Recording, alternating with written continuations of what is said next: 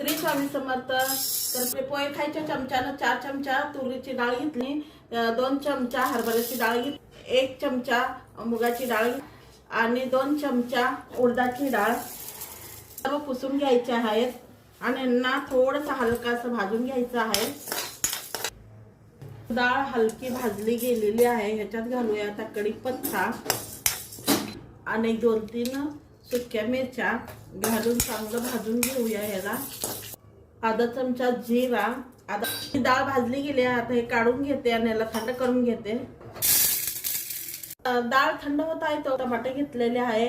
हे 2 टमाटे गरम पाण्यामध्ये, लांब असे कांदे चिरून, 1 मोठा कांदा मी चिरून घेतलेला आहे आणि ह्यातच घालूया आवडीनुसार घालू शकता लसूण पाकळी, 1 इंच अद्रक, हे सर्व शिजवून घेऊया छानपैकी। हे सुद्धा झालेलं आहे, ह्याला मी थंड करून ठेवूया। डाळीची पावडर मिक्सर वाटून घेतलेली आहे। आता हे टोमॅटो आणि कांदा सुद्धा मिक्सरला वाटून घेऊया। हे सुद्धा वाटून घेतलेलं आहे। आता भाजून वाटून घेतलेली डाळ हे आपल्याला जेवढं सांबार करायचं त्यानुसार घ्यायचं आहे। मी ह्या चमच्यानं 3 चमचा घेतलेली आहे आणि याच्यात थोडंसं पाणी घालून पेस्ट तयार करायचं आहे। तर याची पेस्ट तयार केलेली आहे पाणी घालून। तर चला आता फोडणी देऊया। तेल गरम झालेलं आहे, मी मोहरी घालून घेतले, जिरा घालून घेते, कढीपत्ता आणि लांब लांब चिरलेले कांदे आणि सुक्या मिरच्या थोडंसं हलकं परतून घेऊया। आपण वाटण तयार केलेलं टोमॅटो आणि कांदा शिजून घेतलेला आहे, त्यामुळे मीठ घालून घेतलेलं आहे चवीनुसार।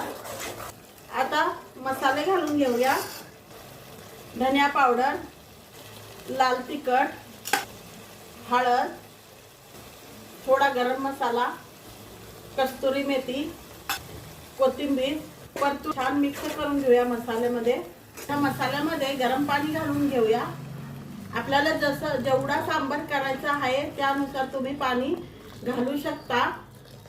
माझ्या हिशोबाने मी घेतलेली आहे पाणी आणि याला गरम पाणीच वापरायचं आहे तर चव छान येते। ह्याला एक उकळी आणूया आणि ह्यातच घालूया 1 वाटी चिंचाचं पाणी आणि उकळायला आलाय तर हे आपलं पेस्ट घालून घेऊया डाळीचं आणि आता घालून घेऊया सांबार मसाला। सांबार मसाला 2 चमचा घालून घ्यायचा आहे। ह्याच्या 2 चमचा राहतात मी आणि ह्यातच घालून घेऊया थोडं गुळ, म्हणजे बाहेरच्या हॉटेल सारखं टेस्ट ह्याला येतो। ह्याला अजून 1-2-3 उकळी आणूया। तरी सुद्धा छान आलेली आहे, सांबार तयार आहे। तर हा बघा बाहेरच्या सारखा सांबार झालेला आहे। तर या मग नाश्ता करायला।